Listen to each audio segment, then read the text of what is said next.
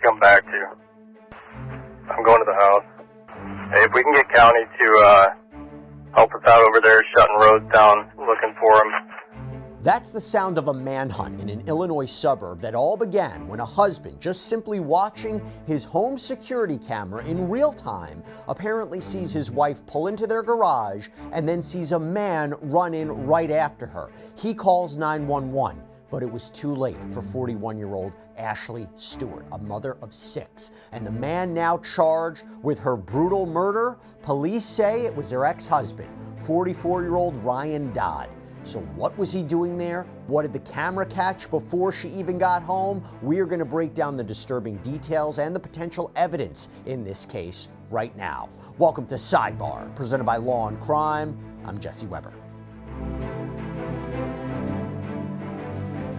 Now, real quick, if you're putting things out on social media, if you're in the content creation game, you might be wondering, how do we put so many of our clips out so quickly? Well, we use something called Opus Clip, okay? This is an all-in-one AI editor that makes it so easy to cut, create, and upload videos across any platform. Through AI, Opus Clip generates B-roll, it reframes footage, and even cleans up audio. It is so easy. You just visit opus.pro/sidebar, you sign up, you upload, and in minutes you have perfectly edited clips ready to go. For TikTok, Shorts, Reels, Opus Clip is really your one-stop shop, and having a tool like Opus Clip means our producers can get you viral courtroom updates instantly. This is the most powerful tool there is to share ideas and edit like a pro. So go to opus.pro/sidebar to get a free week and then 50% off. Okay, I want you to picture this. You're at work, you're walking around, you're just living your day, whatever it is, and all of a sudden out of nowhere, you get a notification on your phone. And this is from your home security camera. So what do? You tap it open, expect to see something, benign, maybe somebody walking by, I don't know, a squirrel, something like that. And what you see instead is your worst nightmare. And it is playing out in real time, and you are helpless to do anything about it. Your wife has just pulled into the garage, and a man is running in right after her. According to police in Oswego, Illinois, that is the exact helpless perspective of a husband who had to call 911 on January 27th while watching this unfold, again, in real time. First responders, yes, they rushed to the home of 41-year-old Ashley Stewart, a mom of 6, but they were too late. She's dead. And the man now charged with her murder, police say it was her ex-husband. But I'll tell you what we have.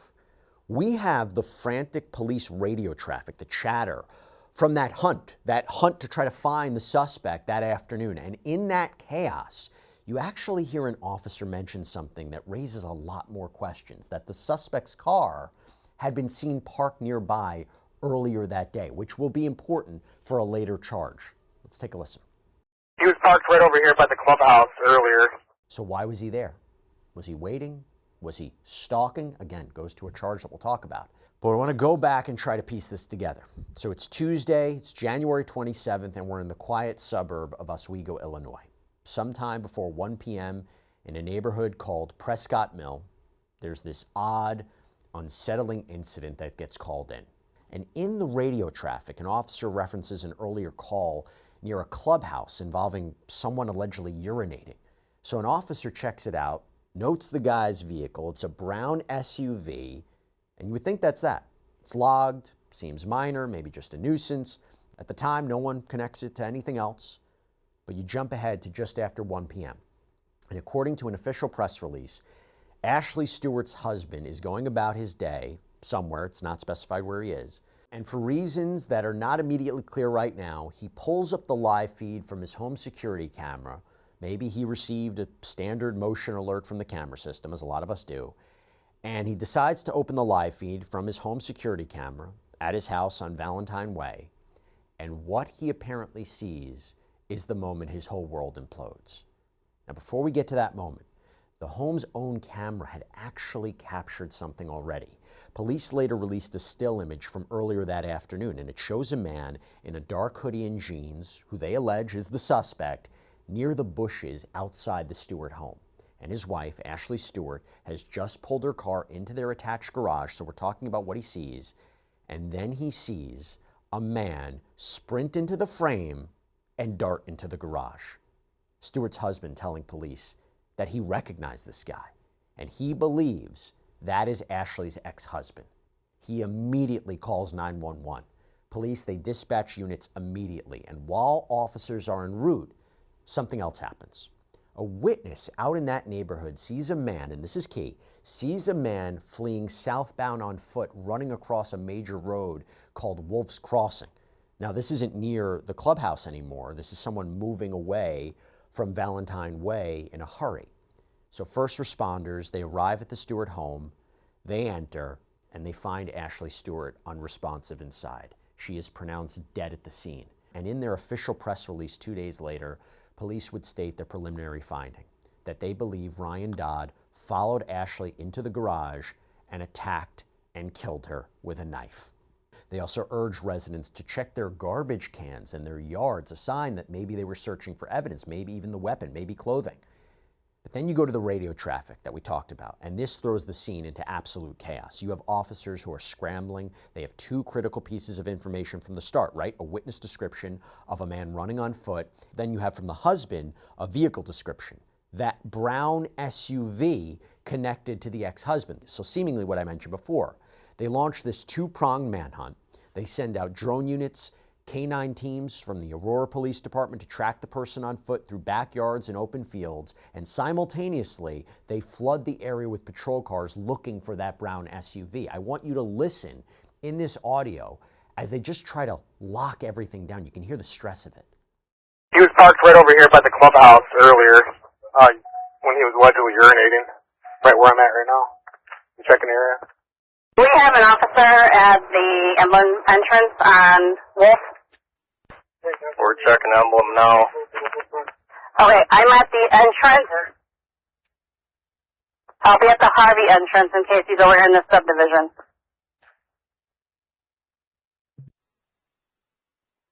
Yeah, if we can stop those exits.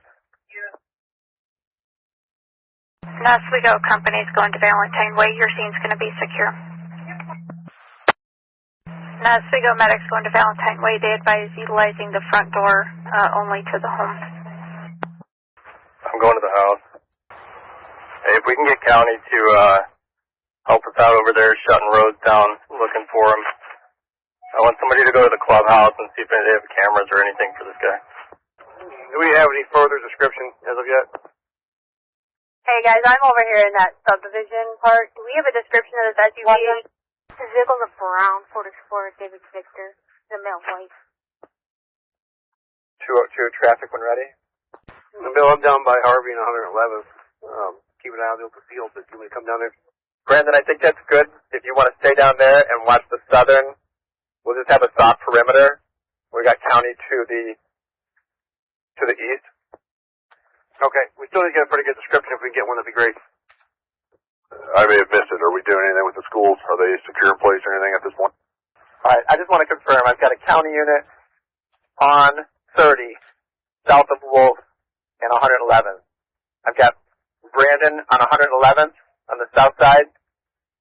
I've got Graver at one of the exits onto Wolf, and who is at the other exit to Wolf? 34, I'm at Emblem and Wolf. 10-4. Make sure your cameras are on. We're catching every vehicle and just do a stop. Let them know what we're doing. Make sure that no one's in the car with them. This guy's supposedly on foot or in vehicle? I have different reports. If anyone else can follow up, I have him on foot, but he might be in a brown SUV. There was also a white one that was given out and a dark green Ford that was given out. Anyone else have additional information on that? He was in a brown Explorer earlier this morning with that urination call. Parked over here on Apple. 10-4, thank you. Who do I have on Harvey that is blocking the exits? I thought Sharice is down by Harvey and Ellis, that's I heard. And I know that Oswego East is on a secure in place, secure and hold. Do we have any officers in the Oswego East parking lot by chance off of Harvey? So the search is on, they've got the school locked down, they're checking every car, and then just 27 minutes after the husband made that horrific 911 call, they spot it. They find the car. It's the brown SUV. And by the way, it's not tearing out of the neighborhood or driving through things. No, police say the car was just driving Southbound on Harvey Road, not far from the scene, by the way, an officer pulls it over at the corner of Rance Road and Pioneer Court, and the driver, according to police, just complies. Doesn't go on a chase, nothing like that, doesn't fight back. He's taken into custody without a struggle. And that driver, police say, was again 44-year-old Ryan Dodd from nearby Aurora. And they confirm what the husband feared in that first moment, that Dodd was Ashley Stewart's ex-husband. Now, he's innocent until proven guilty, right? We're not officially saying he's the killer, but you're looking at some of the evidence and the time frame, and it's interesting. Now, we don't have all the evidence. I'm going to talk about that too. But you remember that image that police released from a neighbor's camera, the one showing a man in a dark hoodie hiding in the bushes near the Stewart home earlier that day? Police allege that that man was Ryan Dodd. And 2 days later, the Kendall County coroner completes the autopsy. The official cause of death, multiple sharp force injuries. It is a brutal attack. And with that report in hand, the prosecutor's office moves in. They file a whole stack of charges against Ryan Dodd. We're talking first-degree murder, home invasion, armed violence, residential burglary, and aggravated stalking. They are throwing the entire book at him, alleging that this was a planned, violent invasion that ended a life. So we've laid out the chilling sequence of events, according to authorities, from a husband's live stream nightmare to that strange pre-incident at the clubhouse. But now we're left with a lot of questions, right? What is the legal strategy behind charging someone with all of these crimes? How crucial is tying this all together? What is the potential evidence here? And what is a defense, right? All right, so to help us sort through this legal reality of what we've been discussing, to break down what the evidence may be here, I want to bring on criminal defense attorney Joe Tamburino. Joe, thanks so much for taking the time. Always appreciate it. I want to start with that image. So police released this still image from a home camera, right? The home's own camera, shows a man. Now they seem to allege this is Ryan Dodd near the bushes outside the house. This is earlier in the day. From a legal standpoint, how powerful is that kind of evidence? What would a defense attorney do to try to challenge that? Well, thanks for having me on, Jesse. It's highly relevant for intent. Did he have the intent to stalk, to kill? Did he have premeditation to stalk, to kill his ex-wife? I mean, if that is him in the video, if there's foundation, meaning a legal foundation to admit the video, that's going to be extremely damaging to the defense. Now, there's only a few ways that you can challenge a video from the defense side. You could say that it's totally made up, that it's fictitious, it's AI generated. That's going to be tough to do. Or number two, that's not him in the video, meaning that there's no foundation to say that's actually the person. Again, that's going to be a little bit difficult too, because if it's a video of the location and it looks like him, that's going to be weight of the evidence up to the trier of fact. So I think it's going to be difficult to keep that video out. It seems like the entire case is, a large part of this case is digital evidence, right? So you have that, and then the husband seeing through a camera someone chasing his wife. He sees this man run into the garage after his wife, believes it's the ex-husband, right? I mean, this is his interpretation of it, his analysis of it. He didn't see, I believe, the actual attack. Talk us through how that evidence would be presented, what that testimony would be, and is that rock solid evidence, or is it circumstantial? Yes, that's excellent evidence, and here's why. The husband will be able to lay foundation for that, meaning he'll be able to testify, whether it's in front of a grand jury if they're going to go with an indictment, or in front of an actual jury come the time of trial, that he knows the ex-husband, he knows what he looks like, he's seen him walk, he's seen him move about, he knows his dimensions, and so he could say to him, that's definitely the ex-husband in the picture. So with that kind of evidence, meaning the present husband will say, that's the ex-husband, Mr. Dodd, yeah, that's powerful evidence.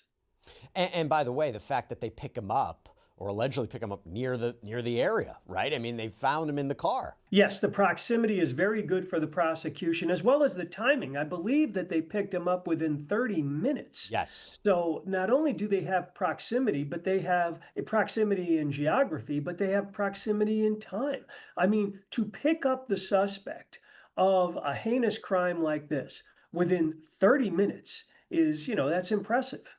And I don't know anything about where Dodd lives, if he lives nearby, if he could have an alternative explanation for why he was there, or maybe heard something. I don't know. But it is compelling evidence at this point. I believe law enforcement might even be looking for more digital evidence from neighbors if they go on their surveillance footage, if they go maybe on Ring cameras. Talk to me about what that looks like in order to obtain more evidence, more digital evidence in that neighborhood.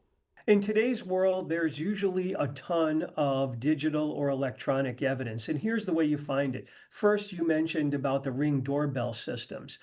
In so many neighborhoods, block by block, people have Ring doorbell systems. So when you gather all of their, recordings, you could see who's coming up and down the street, who's walking, who's doing whatever. So that's number one, all of those. Number two is going to be electronic evidence showing location. Now, what could that be? Usually it's a cell phone. It could be an iPad. It could be some other tablet. Because as a person is walking around in any neighborhood or in a city or in downtown like here, you're going to be pinging off different things. Your internet trying to connect with whatever's internet's around, whether it's in an office building or a house. And then there's the third type of electronic evidence, and that's with cars. Many cars today have all different types of things where you could actually monitor where the car is, whether it's for safety reasons, if your car breaks down. Many new cars within the last 5 to 10 years have this basically like an OnStar device where you can monitor where the car is. So electronic and digital evidence will be highly important in this case. You're not surprised at this point that we don't have more information about blood evidence or DNA or cell phone evidence. This takes time, right?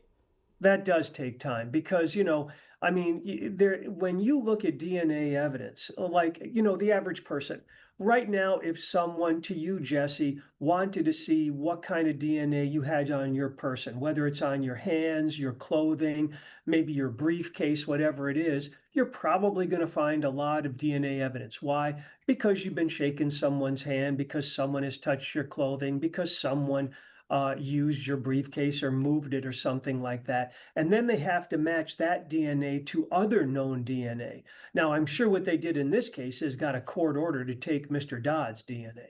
Because I was trying to see if they found anything in the car or anything more to suggest. He's hit with this stack of charges, right? So he's hit with first-degree murder, home invasion, armed violence, residential burglary, aggravated stalking. What is the strategy from a prosecution point of view to stack all these charges up against him? Is it, hey, we're going to charge him with everything that we believe the facts fit into the elements of a crime? Or is there some sort of strategy to have all of these different charges? I mean, obviously the murder is the most important one. Correct. It's both of those. First, you do want to charge all of these heinous crimes. Why? Because they fit the facts. And not only that, you don't want to give the defense an opportunity to say, hey, all they charged him with is murder. They didn't charge him with burglary or home invasion or whatever the other charges is. So there could be something wrong with that. Second, the strategy is going to be that you're going to show that jury, as the prosecutor, all of these heinous acts, and that's why you charged him with all of them. Now, maybe the jury won't come back guilty on some of them, but if you have enough, you're going to get a substantial sentence. What do you make of, from maybe a defense perspective? I didn't see like a long-term chase or anything like that. He was driving erratically. I mean, I believe they said he was driving quite calm. I mean, how do you interpret him complying with officers? Would a calm arrest help or hurt the arguments about his state of mind during the alleged crime? Do you think that's something defense might work with? Yes, calm arrests are always good to do, and I think many times they work for the defense. And here's why. Prosecutors love to show what's called, the consciousness of guilt, meaning that what did a defendant do after the alleged crime? Did they get caught burying the money from a bank robbery? Did they get caught trying to sell stolen items? Things like that. So many times when you have a defendant who's fleeing, who's fighting, who's trying to evade the authorities, they use that to show a consciousness of guilt. So you could do the flip side in this case, which is the defense is going to be able to show that he complied. He was totally shocked that he was being arrested or accused of something like this. So that's how it works post crime activity. It's interesting you say that because I mean, we know the cause of death right now was sharp force injuries, presumably from a knife. The police have asked the public to check their garbage cans and their yards. So there seems to be a piece of this puzzle that might be missing here. And what Dodd allegedly did, either before or after allegedly committing this crime. What do you make of that?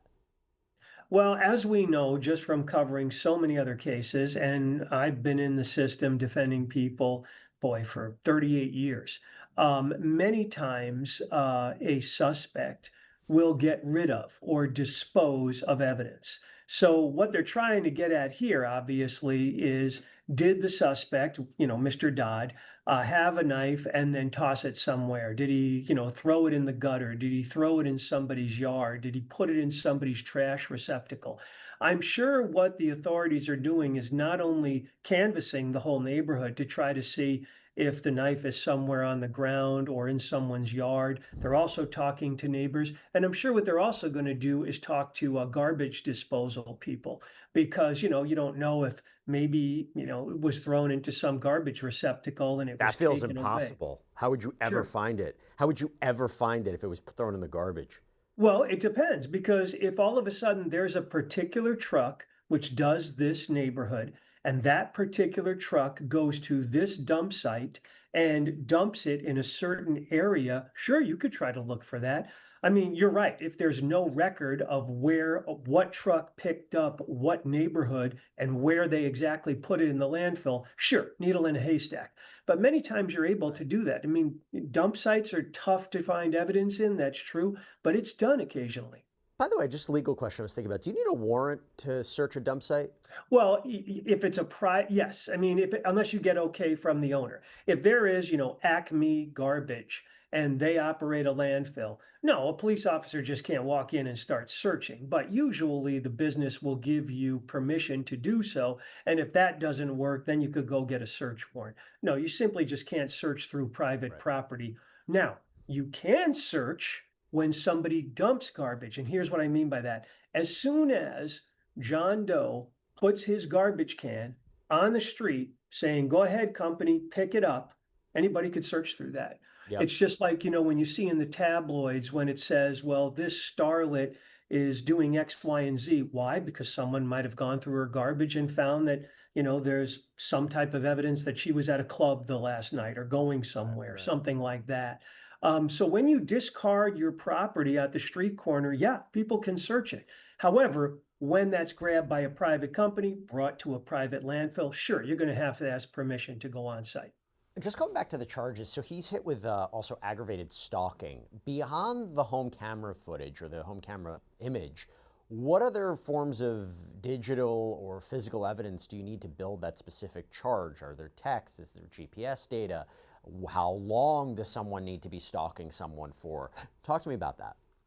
Well, stalking usually, and I don't know Illinois law, but stalking usually just requires a few acts.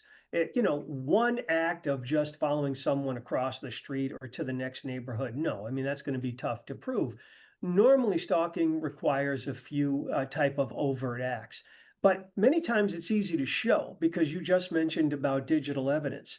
Many times when somebody says, I think my ex-husband or my ex-boyfriend or whoever it is stalking me, they'll tell friends. They'll text friends. They'll say, I just saw him at the supermarket. I saw him again at my job site. So you'll literally have the victim saying to friends and family on texts or emails or whatever, this is what's happening. What you could also show is, again, because of cell phones, if there's evidence that this person might have been going to her home neighborhood 7 times in the last 2 months, sure, you could try to see if when you get the suspect's cell phone, if he was pinging on anyone's internet.